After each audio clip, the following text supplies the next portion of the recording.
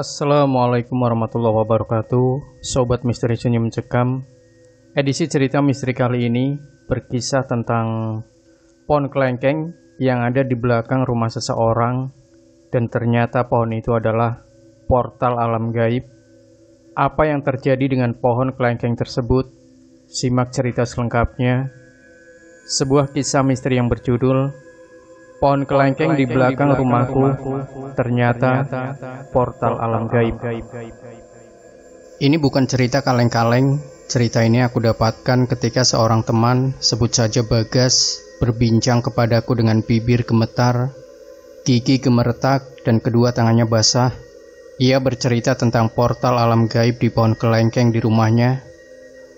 Mulanya Bagas enggan bercerita kepada siapapun. Dia ingin peristiwa horor yang dialami itu dipendam saja.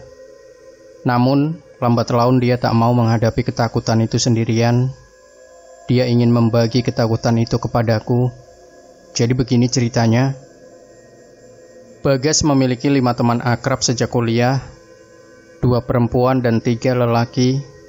Mereka kemana-mana selalu bersama, ke kantin, warung mie ayam dekat kampusnya, ke pasar langganan tempat mereka membeli petai atau berburu pakaian bekas di salah satu toko ternama di kota itu. Pertemanan mereka berlangsung selama 5 tahun. Meskipun terlihat akrab, ternyata Bagas tidak mengetahui ada rahasia di antara mereka, terutama kepada salah satu teman laki-laki yang ternyata indigo, sebut saja namanya Fatih. Suatu kali, saat bersenda gurau dengan Bagas dan ketiga temannya, Fatih memotong pembicaraan. Kalau mau uji nyali, coba aja ke rumah Bagas. Di sana ada banyak macamnya karena ada portal alam gaib. Bagas kaget dan bertanya, memangnya ada apa aja, Tih? Fatih mendadak panik. Dia sadar keceplosan mengungkapkan sesuatu yang seharusnya tidak diutarakan. Tangan kirinya menutup mulut, lalu mengambil nafas perlahan, berdehem, dan ya, coba saja, siapa tahu mereka mau muncul, ujar Fatih pelan, sangat pelan, bahkan seperti berbisik. Rasa penasaran tersebut membuat Bagas memiliki rencana. Dia mengajak keempat temannya untuk menginap di rumahnya, cukup semalam saja sembari bakar jagung. Bagas penasaran karena ucapan Fatih persis apa yang diucapkan tetangganya, padahal Fatih belum pernah main ke rumahnya. Kok Mas Bagas dan keluarga bisa betah ya di rumah sebesar itu? Apa karena rumahnya nggak pernah sepi ya? Asal kamu tahu ya, Bagas tinggal dengan seorang adik dan kedua orang tua. Kebetulan rumahnya cukup luas, bahkan terluas kedua di kampung itu. Sebagian besar lahan kosong ditumbuhi tanaman, mulai dari rambutan hingga kelengkeng yang menjadi portal alam gaib. Karena lahannya cukup luas, ketika ingin mengecek rumah Bagas via Google Maps dengan mode satelit yang terlihat pohon-pohon besar yang seakan melindungi rumahnya, dan kebetulan hanya lahan di rumah Bagas yang tampak rimbun, hutan kalau kata tetangga. Bagas mengundang mereka pada malam Sabtu. Mereka diminta tidak perlu membawa makanan dan minuman, semuanya sudah disiapkan. Sesampainya di sana, mereka takjub dengan banyaknya pohon lebat di sekeliling rumahnya. Harusnya kita sekalian camping aja di sini, nggak perlu di rumah Bagas, ujar Uli yang sangat antusias. Bahkan setelah parkir di garasi, dia langsung mengambil kamera dan mengambil beberapa foto di beberapa sudut.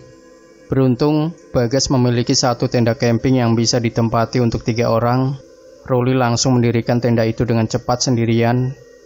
Langit senja menuju malam. Bulan sabit muncul sambil dibayangi awan tipis yang sesekali menutup wajahnya.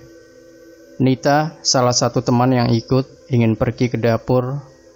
Meskipun camping, untuk urusan masak-memasak tetap harus ke dapur. Dapurnya ada di sudut kanan rumah, dekat dengan kamar mandi yang terletak di luar rumah. Dengan sigap, Nita mengambil bahan-bahan yang diperlukan untuk membuat nasi goreng. Srek, srek, srek. Suara pisau mengiring bawang putih tipis-tipis. Sert, sert, sert. Nita menoleh ke belakang, seperti ada sesuatu yang diseret. Oleh karena tak melihat ada sesuatu, Nita kembali melanjutkan aktivitasnya. Angin datang dari arah kamar mandi, melewati telinga kiri Nita. Ia kaget, meskipun agak sedikit takut, dia tetap melanjutkan aktivitasnya. Namun, lama-lama dia ketakutan juga. Pasalnya dari arah belakang, paha kiri Nita seperti dicolek. Sontak saja Nita menjerit. "Ah!" Nita keluar, berlari tergopoh-gopoh ke arah tenda. Lalu Nita memeluk Rani, yang kebetulan berdiri sembari melihat Nita yang wajahnya pucat pasi. Fatih yang mengetahui Nita ketakutan berusaha mendekat. Telapak tangan kanannya ditaruh di dahi Nita sembari berucap sesuatu. Setelah itu Nita diberi setengah botol air mineral dan diminum hingga tandas. Tenang, ketika Nita hendak berbicara, Fatih memberikan isyarat untuk diam. "Tuh kan, apa yang aku bilang." Bagas tiba-tiba menarik lengan kiri Fatah dan membawanya ke dapur. "Kamu bisa cerita, Tih." Nita itu agak sensitif. Sebenarnya berbahaya kalau dibawa ke sini. Suruh dia istirahat saja sambil ditemani Rani. "Oke, apa yang kamu tahu dari rumahku?" "Di sini banyak sekali, Gas. Dari yang kecil sampai yang besar. Dari yang muda sampai tua.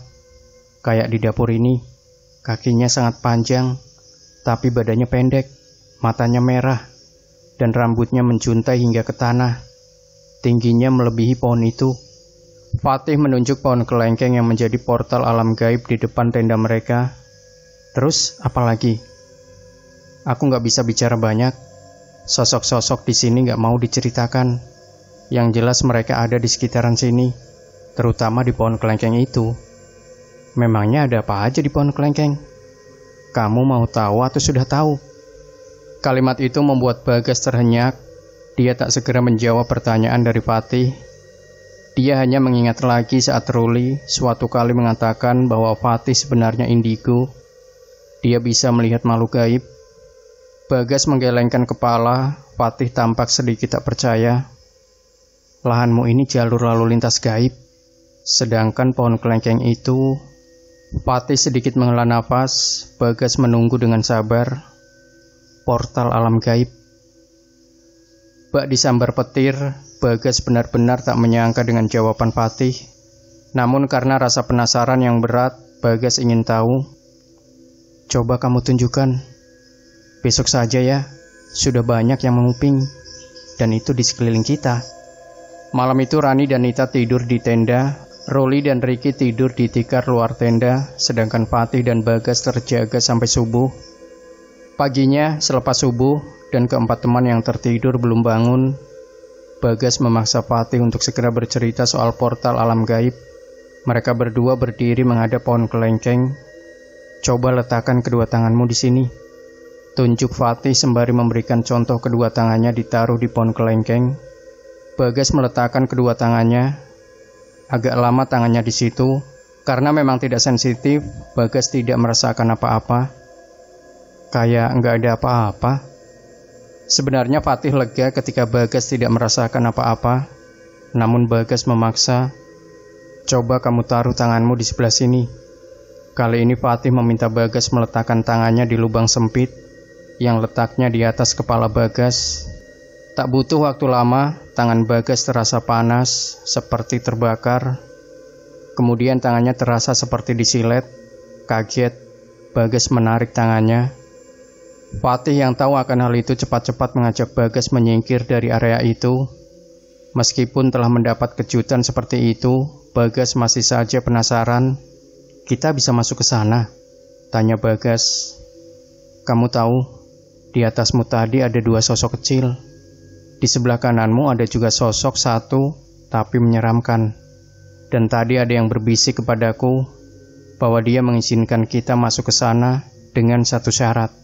"Apa syaratnya?" "Salah satu dari kita harus tinggal di sana, mengabdi." Bagas diam mematung, punggungnya basah oleh keringat.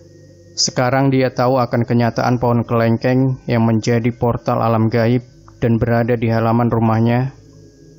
Kisah ini berhenti sampai di sini. Terlalu banyak cerita yang tidak boleh diceritakan, bukan oleh Fatih dan Bagas, tetapi oleh penunggu portal alam gaib tersebut. Dan terkadang, sebagai wujud toleransi, kita hanya bisa menuruti peringatan itu ketimbang terjadi masalah di masa depan. Demikian Sobat Misteri Sunyi Mencekam, jangan lupa tinggalkan komentar Anda, like, share video ini, subscribe channel Sunyi Mencekam, dan kembali nantikan cerita-cerita misteri terbaru dari kami. Wassalamualaikum warahmatullahi wabarakatuh.